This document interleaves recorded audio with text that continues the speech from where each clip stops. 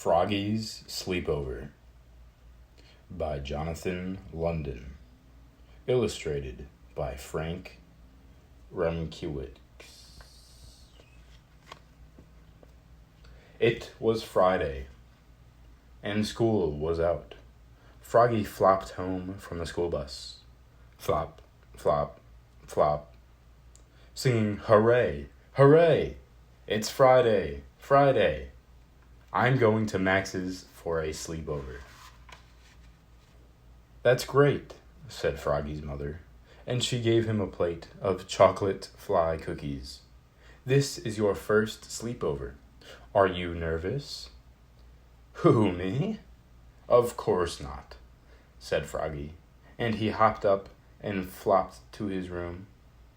Flop, flop, flop. He pulled a big sack from his closet. Slam! Stuffed his sleeping bag. Sloof! Squeezed in his pillow. Poof! Slapped in his pajamas.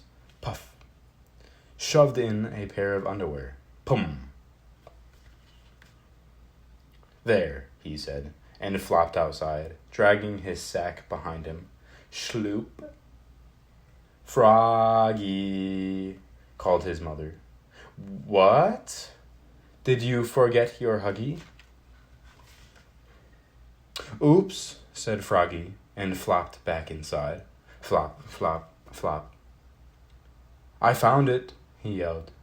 "It was in the cookie jar." Slam! Then out the door he went, dragging his sack behind him. Sloop! "Froggy," called his mother. "What? Did you forget your toothbrush?"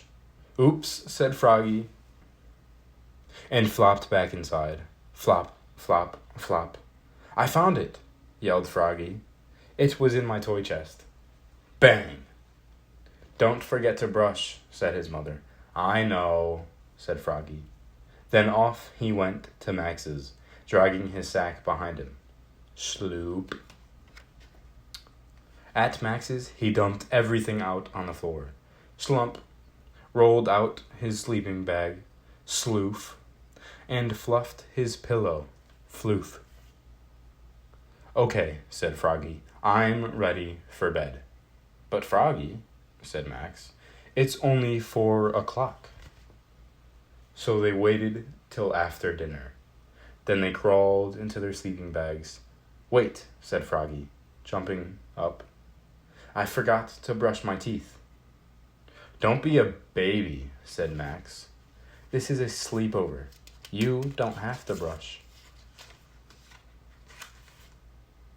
Froggy crawled back into his bed. "Wait," he said, jumping back up. "I need my huggy to go to sleep." "Sleep?" said Max. "Who's going to sleep?" "We can tell scary stories and have a pillow fight all night long." Froggy slipped back into his sleeping bag, and Max told a story that made Froggy's skin crawl. "Now it's your turn," said Max. But there were weird, screeching sounds, and scary shapes hung in the shadows like ghosts.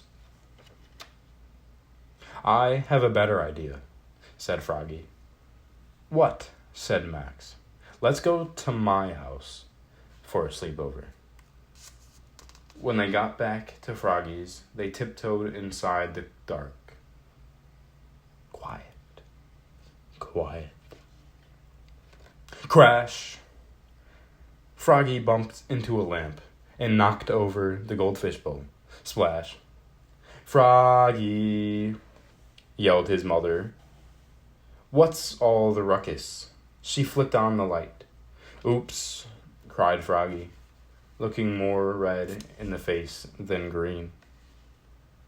"We decided to sleep here instead." "Oh, Froggy," said his mother. "I thought you wanted to sleep at Max's." "I did," cried Froggy. "But, I was hungry, And you make the best popcorn. Can you make us some? Please? Okay, you little munchkins, said his mom. Pop, pop, pop. She made them some. Buttery popcorn. They went back to bed. Plump, plump, plump. Froggy and Max were having a wild pillow fight. Good night, pudding heads. I'm gonna do that again. Good night, pudding heads, called Froggy's mom. I hope they go to sleep soon, groaned Froggy's dad. Me too, moaned Froggy's mom. Froggy's parents were snoring like horses when Froggy's mom heard a sound. Her eyes popped open, and she flicked on the light. Max was standing by the bed. I have a tummy ache, he said. I want to go home. So back they went to Max's, dragging their sacks behind them. Sloop. But there were still weird sounds and scary shadows there, so they went back to Froggy's. But Froggy wanted pink lemonade, so back and forth they went. Sloop, sloop, sloop. But Max wanted his own pillow, so they went back to Max's. Till at last they fell asleep at Max's house at 9 o'clock in the morning.